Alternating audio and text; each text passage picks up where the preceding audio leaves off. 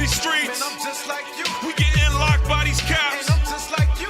We fulfill the prophecies. And I'm just like you. You might be light, I might be dark. But I'm just like you. We kill each other over colors. Damn, I'm just like you. I'm in these ghettos, in these And slums. I'm just like you. They call you nigga, call me spick. And I'm just like you. You was 1619, I was 1492. We getting shot in these streets. And I'm just like you. We getting locked by these And caps. I'm just like you.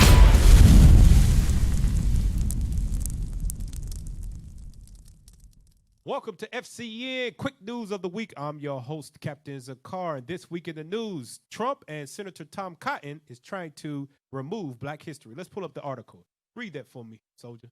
Trump warns school teaching 1619 project will not be funded. If you know anything about the 1619 project, that is a chronological history of the 400 years that we have been here in Babylon the Great, known as America. Scroll down. Let's read some more on that. Let's read that. President Trump said Sunday that the Department of Education is examining the use of the New York Times Magazine 1619 project in schools and warned that institutions that teach this alternative narrative of American history could lose federal funding. It says an alternative narrative. The 1619 project deals with the slavery of the blacks, the Hispanics, and the Native Indians.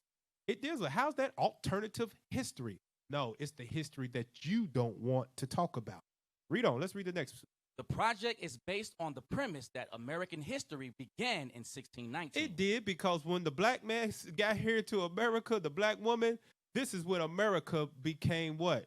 Great. This is when it started to become great. They built their wealth off of the slaves that got off the ships in 1619. Read on. Cited as the date African slaves arrived in Virginia, and that everything following this should be viewed through that lens. It should be viewed through that lens, because without us building up America, the free labor, America would not be the country that it is. It had 200 plus years of hard bondage, tax-free slavery. This is exactly how you should view it. Read on. The Pulitzer Center released a school curriculum based on the project, and Trump responded to a tweet stating that California would be using it. Let's read. Let's scroll down. Let's go down. I want to get straight to the point here. Let's read that. Trump's tweet echoes the sentiment of a bill sent Senator Tom Cotton, it's a representative of Arkansas. Go ahead. Introduced in July.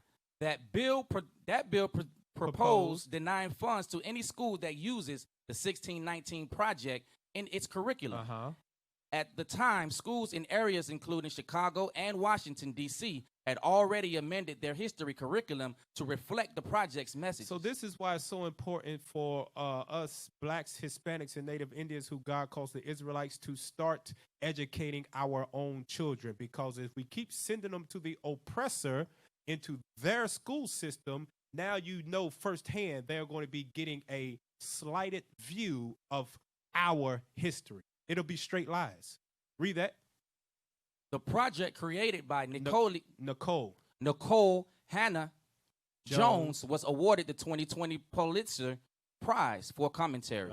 However, multiple historians have criticized the series of articles for multiple inaccuracies, including the argument that the American Revolution was fought not to achieve independence from Britain, but to preserve the institution of slavery. Now check this out. Why did they go to war? The Boston Tea Party? Yeah, right. The scriptures say, never trust thine enemies. That's exactly why they went to war with them. Read on.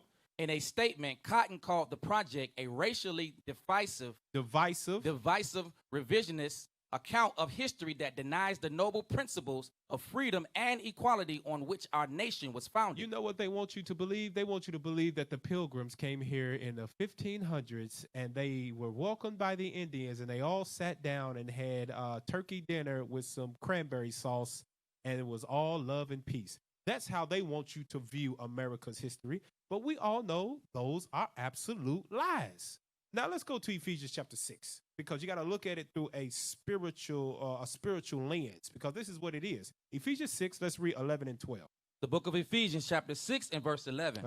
Put on the whole armor of God, that ye may be able to stand against the wiles of the devil.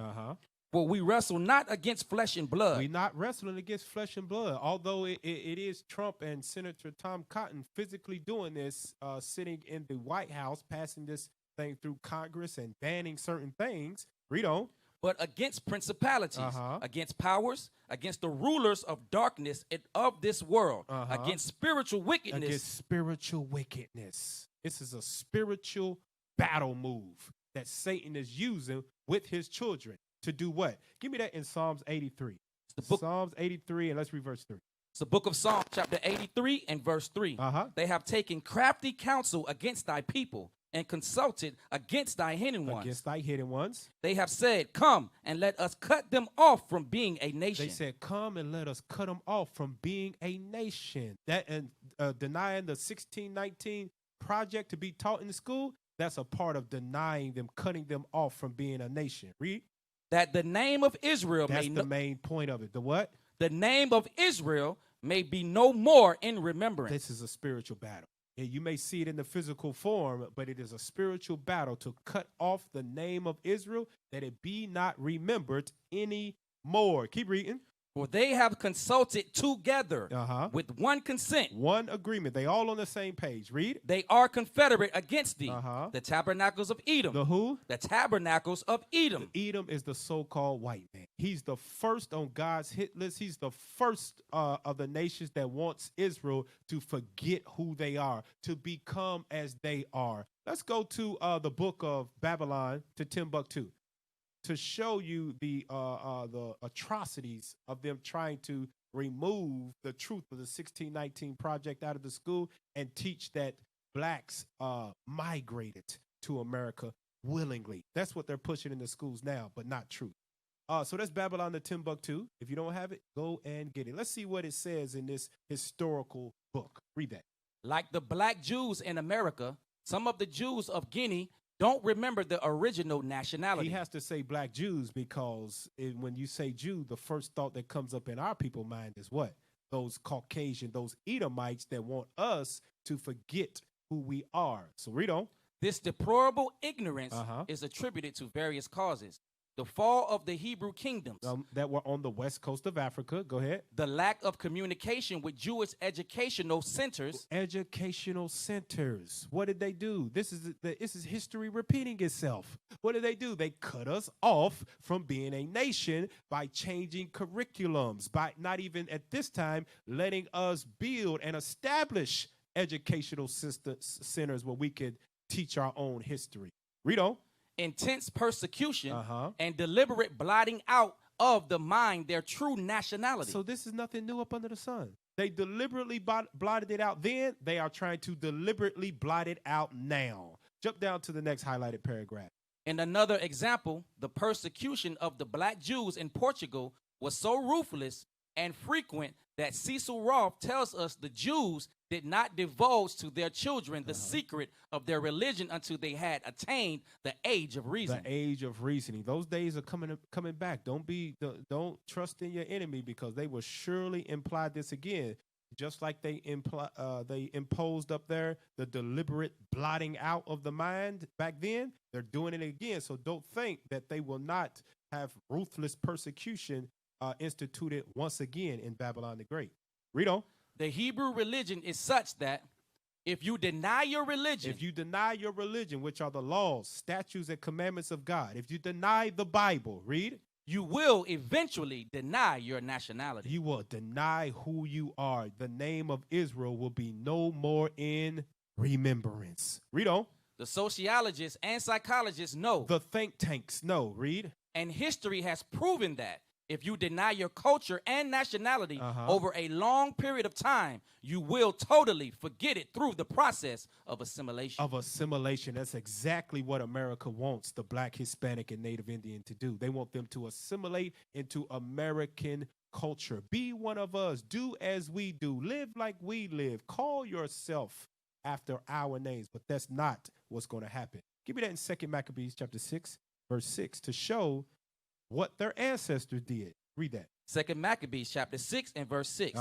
Neither was it lawful for a man to keep Sabbath days or ancient feasts, or to profess himself at all to be a Jew. There's nothing new under the sun.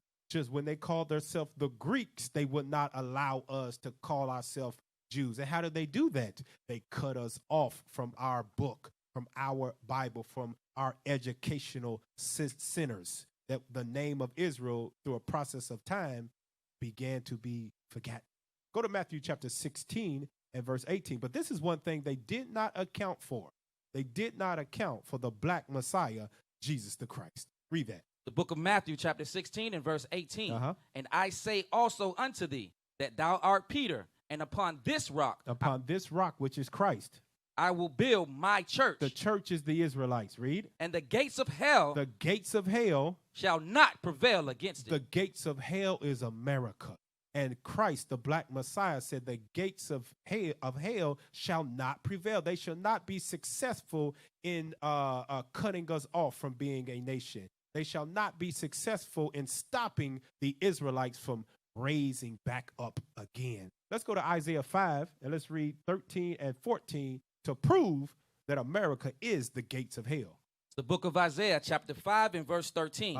Therefore, my people are gone into captivity. God's people are the blacks, Hispanics, and Native Indians, the Israelites. His people have gone into captivity. Verse 14. Therefore, hell have enlarged herself. We'll go back to verse 13. Therefore, my people are gone into captivity. Captivity, verse 14. Therefore, hell have enlarged herself. Captivity is hell on earth. But God said the place, the gates of hell shall not prevail in the raising back up of the 12 tribes of Israel. Let's go to the book of Baruch, chapter 2, and let's read verse 30. For this reason right here, they will not prevail. Baruch chapter 2 and verse 30. For I knew they would not hear me because it is a stiff-necked people. A rebellious people. Go ahead. But in the land of their captivities. In the land where they was brought as captives. In the land that is known as the gates of hell. In the land that is known as Babylon the Great. In the land that's trying to cut them off from being a nation. That the name of Israel be no more in remembrance. Read.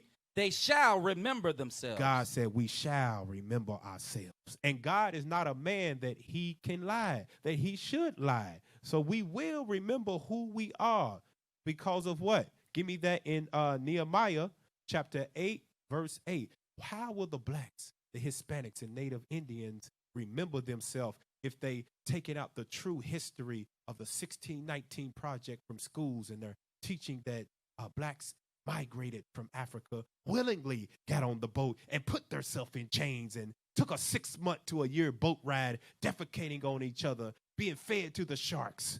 How will they remember themselves if we cut them off from that? Read that. Nehemiah chapter 8 and verse 8. So they read in the book of the law of God distinctly. They are going to read the Bible that the prophets of the Lord will take to them. They're going to read out of the Bible distinctly and do what? And gave the sense and caused them to understand the reading. They're going to cause them to understand Deuteronomy chapter 28.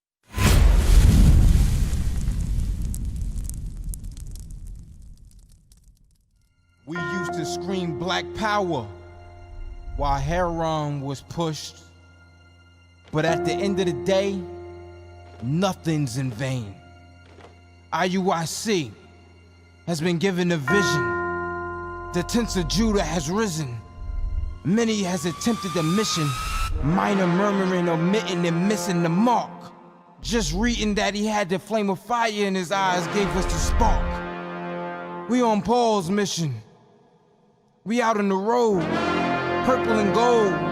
From Mexico, Cuba, Haiti, Ghana, Sierra Leone. 144,000 boots banging, concrete crackling. These are our men repented at heart. The scriptures is proof. IUIC, we deliver the truth.